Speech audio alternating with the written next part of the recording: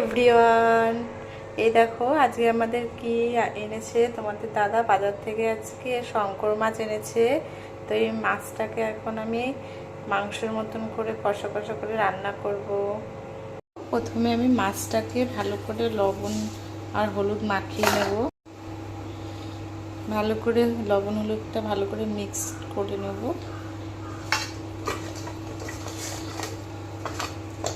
কড়াইটা গরম হয়ে গেছে, এখন আমি কড়াইতে তেল ঢেলে দেব, সর্ষের তেল। দেখো কড়াইটা বেশি গরম হয়ে গেছে তেলটা। তো এখন আমি এই দেখো খুন্তিতে করে মাছ দেব ভাজার জন্য। মাছগুলো ভেজে নেবো এখন ভালো করে। সব মাছগুলো এরকম খুন্তিতে করে করে দেবো, তাহলে হাতে তেল ছিটার ভয় কম থাকবে। ব্যাস, এটা মাছ আমি এর আগে ভেজে নেব। এ দেখো মাছটা ভাজা হয়ে গেছে, এখন আমি মাছটা তুলে নেব। একটু ভাজাটা করা হয়ে গেছে, তো মাছটা আবার তুলে নিচ্ছি আমি। এরপরে আমি বাকি মাছগুলো আবার দিয়ে দেবো ভাজার জন্য। সবগুলোই দিয়ে দেবো একবারে।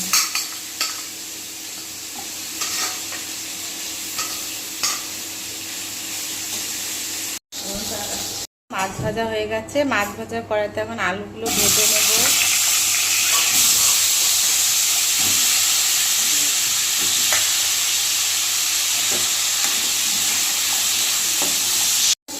আলুটা মাংসের আলুর মতন কেটেছি, তো এর মধ্যে এখন আমি একটু সামান্য লবণ দিয়ে দিলাম আর একটু হলুদ গুঁড়ো দিয়ে দিলাম।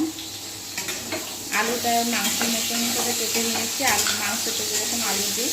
তো দেখো আলুটা প্রায় ভাজা ভাজা হয়ে গেছে। আলুটা ভাজা ভাজা হয়ে গেছে। এই দেখো এর মধ্যে আদা রসুন আর একটু পেঁয়াজ পেস্ট করে নিয়েছি আর দুটো শুকনো লঙ্কা। তো এখন আমি এই আলুটা ভেজে এখানে দিয়ে দেবো। আলুটা নামালাম না, এর মধ্যে আমি একটু লবণ করে সব দিয়ে দেবো। তো এর মধ্যে আমি দিয়ে দিলাম একটু লবণ আর হচ্ছে এই একটু পরিমাণ মতন হলুদ আর দেবো একটু জিরের গুঁড়ো দিলাম আর একটু সামান্য একটু লঙ্কার গুঁড়ো দিলাম। ভালো করে কষিয়ে নেব। তো আলুটা প্রায় কষা কষা হয়ে গেছে, এর মধ্যে মাছটা দিয়ে একবারে কষিয়ে নেব ভালো করে। মাংসের মতন করে কষাতে হবে মাছটা আলুর সঙ্গে, যাতে মশলাটা ঢুকে এর মধ্যে।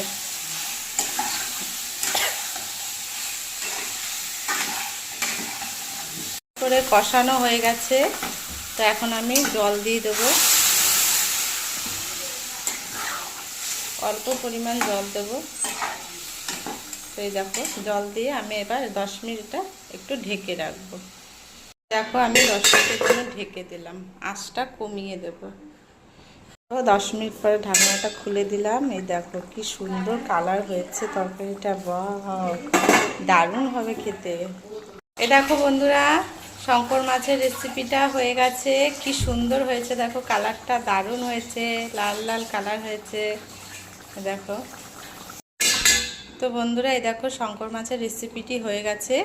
তো আমার এই রেসিপিটি যদি তোমাদের ভালো লেগে থাকে তাহলে অবশ্যই একটু লাইক কমেন্ট শেয়ার করে দিও আর অবশ্যই একটু সাবস্ক্রাইব করো।